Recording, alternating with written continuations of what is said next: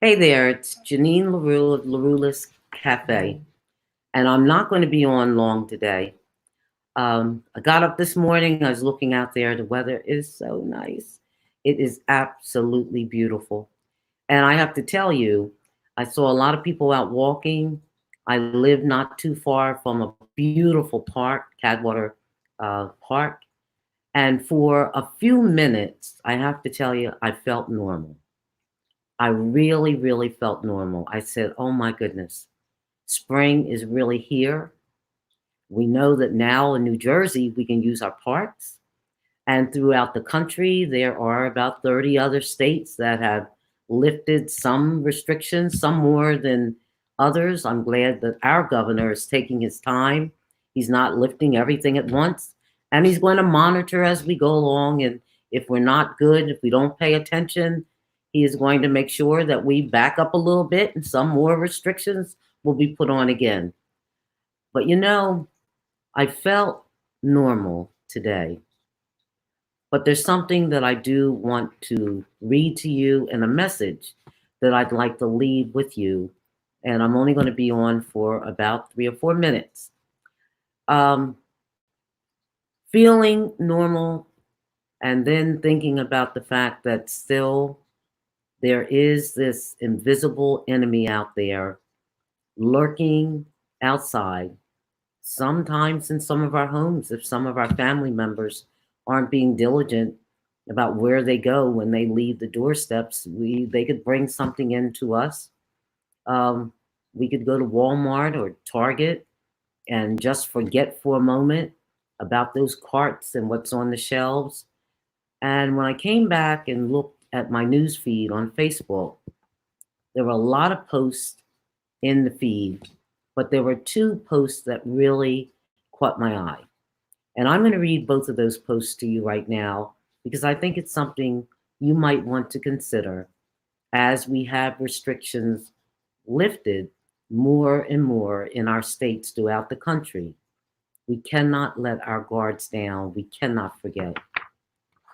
The first post is from a gentleman who lives in Trenton. He happens to be one of the aides to my mayor, Mayor Reed Gussior, who I love. And this gentleman has been out and about a lot. I mean, he's lived in Trenton all of his life. His name is Andrew Bobbitt. And he says, coronavirus update. We have a 4 month, 8 month, 4 years, and 11-year-old kids with the virus. And I know that these kids were not walking around socializing with people on the corner or having large house parties. Please keep yourselves in the house and wear your mask. Think about that. These are babies. 4 month, 8 month, 4 years, 11 years. They have the virus. That gave me pause. The weather didn't look so beautiful after all. The other one was just as sobering. It's a post from a gentleman who has been a friend of mine for over 20 years. I met him when he was pastoring a church in Atlantic City when I was on the Casino Control Commission. He is now pastor of a church up in Orange, New Jersey, St. Matthew AME Church, Reverend Melvin Wilson. He posted today, I did a small and brief service at a funeral home this morning. In the parlor next door, there were adult twin brothers who had died of the virus. I'm a twin. That hit hard with me. The 8 chairs that were 6 feet apart in preparation for the service.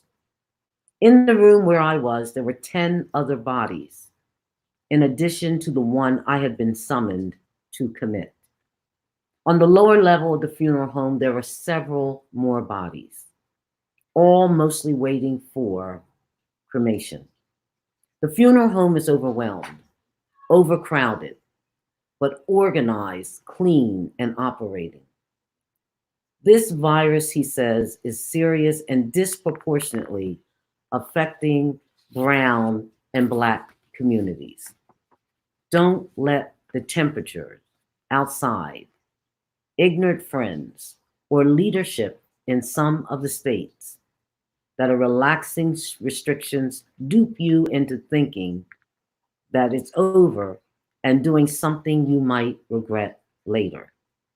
Don't go out unless you absolutely have to, says Reverend Melvin Wilson, because we don't really know how this virus is caught or how it spreads. So I am here to tell you today, it is a great day. We do want to get out and enjoy ourselves and the weather. But my good friends and my family members who are listening right now, my colleagues who are listening right now, and people who, quite frankly, really don't like me too much who are listening right now, I care about you too. Please, if you're going to go out and if you can't get to a sink to wash your hands and you're touching surfaces, because I'm going to tell you right now, I try not to touch any surface that I did not sanitize. And if I have to touch a surface that I didn't sanitize, I have my sanitizer with me. I have them with me at all times. And yep, that's what I do. I sanitize my hands. And if I'm out and I'm going shopping, you see these? I have gloves.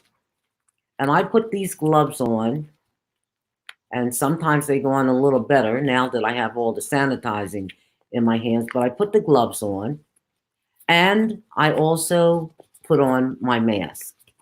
Now, I have several different types of masks, but the masks that I wear a lot of times are these masks. I had a bunch of them made for me. Sometimes I even wear two masks. And the other thing I would say to you before I go, when you take these gloves off, because I put the gloves on if I'm going to go shopping. But when I come out of the store after I have placed everything into my car, I find the nearest waste container. Normally I have a sandwich bag in the car as well, but sometimes I don't. And I take the glove and I peel it. I peel it off so that the germs are inside.